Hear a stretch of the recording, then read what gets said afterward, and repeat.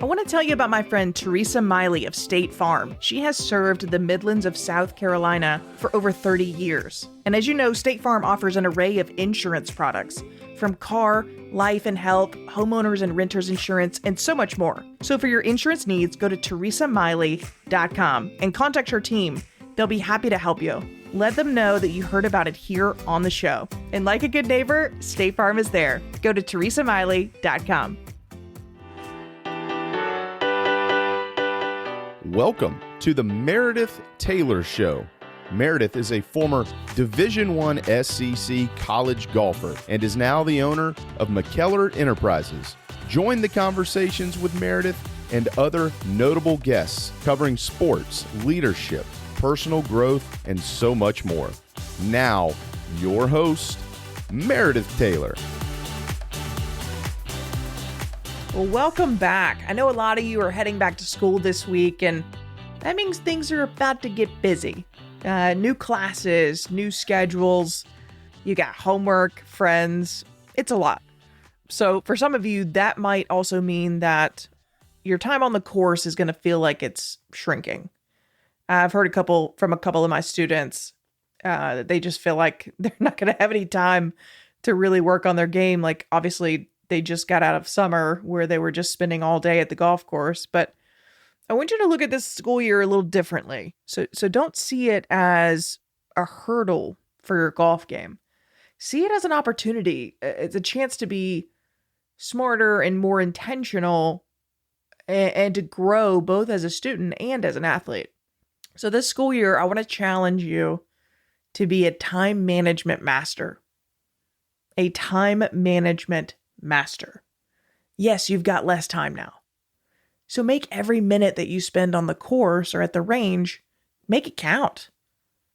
And when you get a free hour, don't just mindlessly hit golf balls. Have a plan, and I can help you literally put a plan together. I do that for my clients, but have a plan before you get to the golf course. So what's the one thing that you need to work on? Is it your chipping? Is it your putting?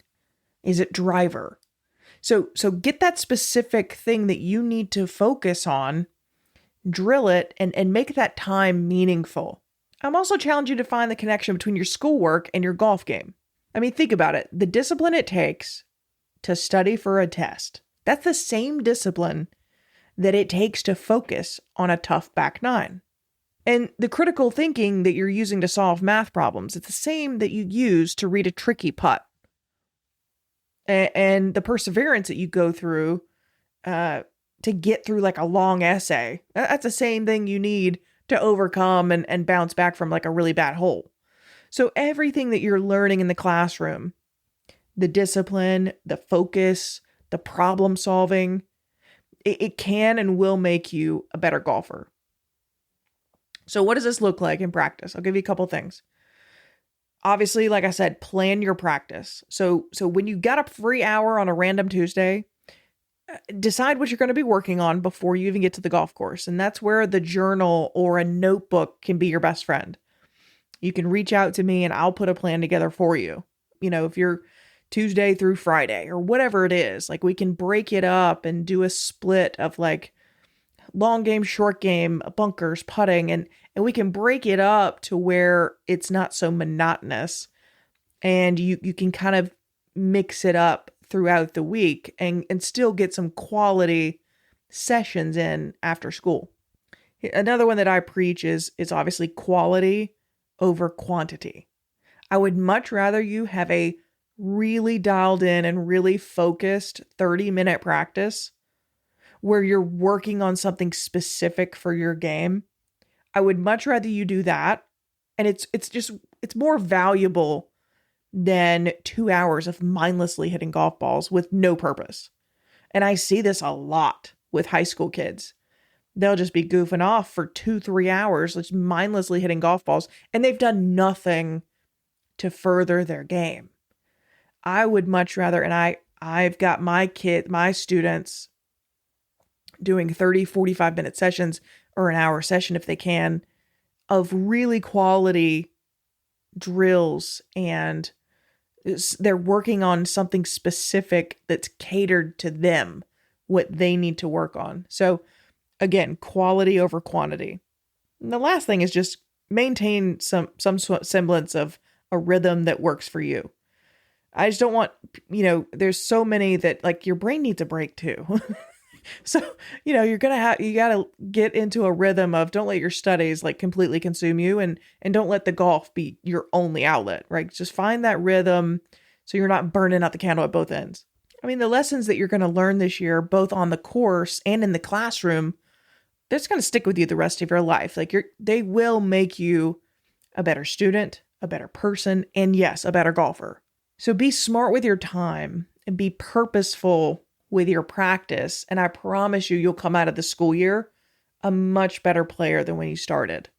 And then for those of us that are believers, as you head back into school year and obviously on the golf course, I just want to give you a charge that goes a little bit beyond golf and academics. It's a lot of us as, followers of Christ, we're called to be spiritual leaders and spiritual, like servant leaders in all that we do. So that obviously the hallways of your school, the fairways on the golf course, and interactions with teammates and friends, like that's your mission field right now. So be bold in your faith and let your actions, your attitude and your words like reflect that love and just grace of Jesus. I want you to serve those around you, whether that is carrying somebody's bag or encouraging a teammate who is struggling. Simply just be a listening ear. Just let your light shine and so others may see your good deeds and give glory to God. So it's not just about winning a trophy or winning the match, or it's more about winning souls and making a lasting impact for the kingdom. And I want to leave you with a couple verses. I'd love for you to just carry this with you this year. The first one, it's Proverbs 3:5-6. It says, "Trust in the Lord with all your heart and lean not on your own understanding. In all your ways acknowledge him and he will direct your path." And this verse is a fantastic reminder that when things get tough, whether it's a challenging round of golf, if it's a difficult class, or, you're in a tough social situation, like you don't have to figure it out all on your own. Trust that God has a plan and that if you seek him in all you do, he will guide you. Second one is Colossians 3:23-24. Whatever you do, work at it with all your heart as working for the Lord. You will receive an inheritance from the Lord as a reward. It means the Lord you are serving. And this is the ultimate perspective shift. Like when you're in the classroom, you're on the golf course. Again, if you're like interacting with your friends and your family, just remember that you're doing it not for the grade or the trophy or somebody's approval. You're doing it for the Lord. Like this mindset will elevate your work ethic. It will elevate your attitude and elevate your effort to a level that is truly set apart. So I just encourage you to write these down, keep them in your golf bag or in a notebook, and like let them be your anchors throughout the year and just remind you of the greater purpose behind everything that you do. And I'd encourage you to share this with your teammates and friends. Have somebody in your life to hold you accountable. I would, when I was at the University of South Carolina, I would tape it on my dorm room in college, like a lot of quotes and Bible verses. And, a couple of them were like, hard work beats talent when talent doesn't work hard. And that one meant a lot to me, as a walk-on, making every day count. And you might be more talented than me, but I am going to work harder than you. And I did. And so another one was, you only come this way once, do it right. And I taped that in my doorway. I can still see it to this day because I looked at it every day for 5 years as I would walk out of my dorm room like, hey, you only come this way once. You only get one shot at this college thing. Like we've got to do it right. And how you do the small things is how you're going to do everything. So don't cut corners.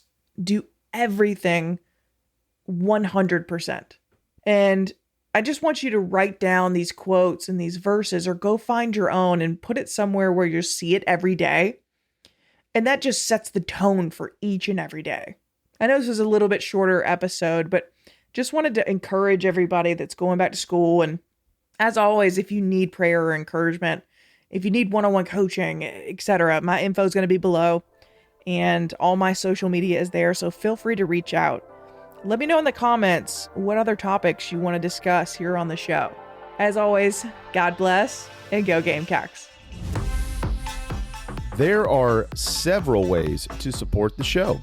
If you leave a review, you'll be entered for a chance to win a free golf lesson with Meredith. Follow Meredith's social media for giveaway details. And to give a donation, you can click the support link in the show notes. We hope you enjoyed this episode. Thank you for listening, and we'll see you next time here on The Meredith Taylor Show.